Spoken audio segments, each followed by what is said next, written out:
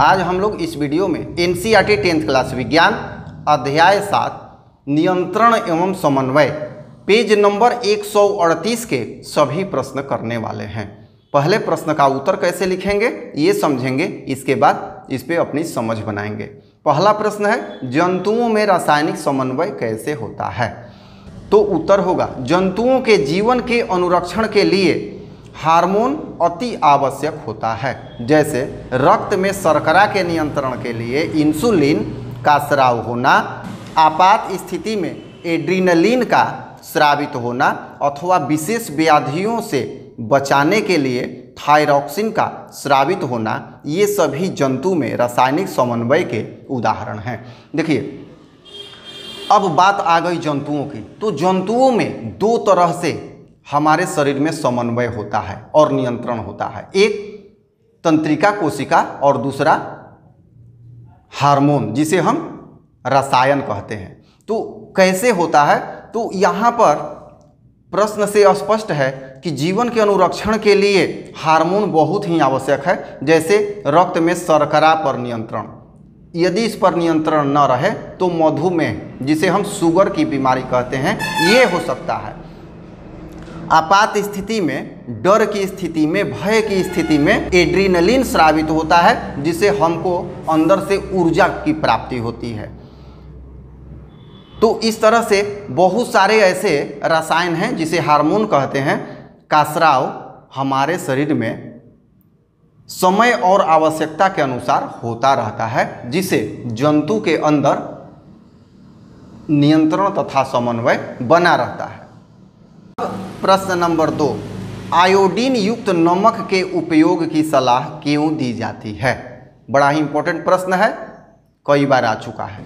ऑबटू ग्रंथि को थायरॉक्सिन बनाने के लिए आयोडीन की आवश्यकता होती है, ये ऑब्जेक्टिव में भी आता है। जब आयोडीन की कमी हो जाती है तो थायरॉक्सिन हार्मोन बनना भी कम होने लगता है, जिससे हमारे शरीर में प्रोटीन तथा कार्बोहाइड्रेट का उपापचय नहीं हो पाता है और ऑबटू ग्रंथि थायरॉक्सिन हार्मोन बनाने का भरपूर प्रयास करता है। फलस्वरूप घेंघा की बीमारी प्रारंभ हो जाती है। ये इसका आंसर हो गया। देखिए ऑबटू ग्रंथि को थायरॉक्सिन बनाने के लिए आयोडीन की आवश्यकता होती है, अर्थात आयोडीन रहेगा तभी थायरॉक्सिन हार्मोन का निर्माण होगा। और थायरॉक्सिन हार्मोन आवश्यक क्यों है, तो यह कार्बोहाइड्रेट और प्रोटीन का पाचन हमारे शरीर में करता है।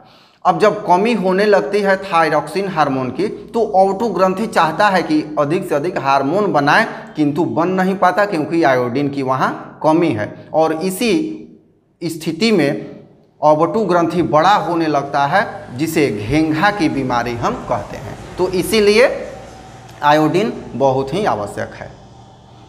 तीसरा प्रश्न, जब एड्रीनलिन रुधिर में स्रावित होती है तो हमारे शरीर में क्या अनुक्रिया होती है। उत्तर लिखेंगे जब एड्रीनलिन रुधिर में स्रावित होती है तो श्वसन क्रिया तथा धड़कन दोनों तेज हो जाता है, शरीर में झंझनाहट महसूस होती है और रक्त वाहिनियाँ पूर्व स्थान से अंदर की ओर हो जाती हैं।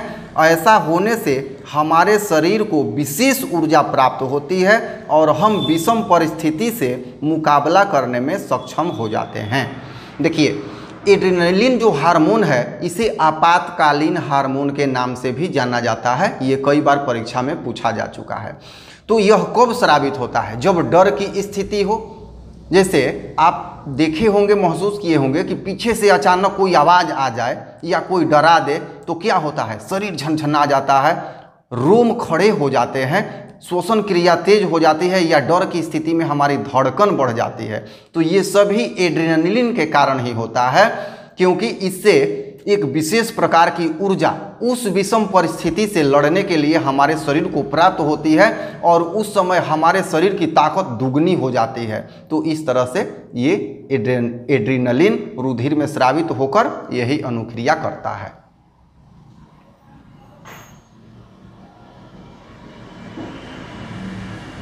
चौथा नंबर प्रश्न, मधुमेह के कुछ रोगियों की चिकित्सा इंसुलिन का इंजेक्शन देकर क्यों की जाती है। आइए समझते हैं उत्तर कैसे होगा। इंसुलिन अग्न्याशय से स्रावित होता है और रक्त में मौजूद शर्करा को संतुलित करता है। जब इंसुलिन बनना कम अथवा बंद हो जाता है तो रक्त में शर्करा की मात्रा बढ़ जाती है और व्यक्ति मधुमेह रोग से ग्रस्त हो जाता है। शर्करा को संतुलित करने के लिए अलग से इंसुलिन हार्मोन रक्त वाहिकाओं में डाल दिया जाता है, क्योंकि अग्न्याशय इंसुलिन बनाने में सक्षम नहीं होता है और बाहर से डाला गया इंसुलिन रक्त में मौजूद शर्करा को कुछ दिनों के लिए संतुलित करता है। अब देखिए यहाँ पर अग्न्याशय से जो इंसुलिन स्रावित होता है वो बनना बंद हो जाता है अथवा कम हो जाता है, तो शरीर में जो शर्करा है अर्थात जो शुगर है उसका कंट्रोल नहीं हो पाता और वह बढ़ने लगता है, जिससे हमारे शरीर में असंतुलन पैदा होने लगता है, जिसे संतुलित करने के लिए इंजेक्शन के माध्यम से अलग से इंसुलिन रक्त वाहिकाओं में डाल दिया जाता है, तो यह जाकर फिर से शर्करा को संतुलित कर देता है, जो कुछ दिनों तक ही रहता है और ऐसा करने से पुनः कुछ दिनों के पश्चात बार बार करना पड़ता है। तो ये पेज नंबर 138 के सभी प्रश्न थे जो समाप्त हो गए। अब अगले वीडियो में हम लोग अभ्यास के सभी प्रश्न समझेंगे जो काफ़ी महत्वपूर्ण हैं। धन्यवाद।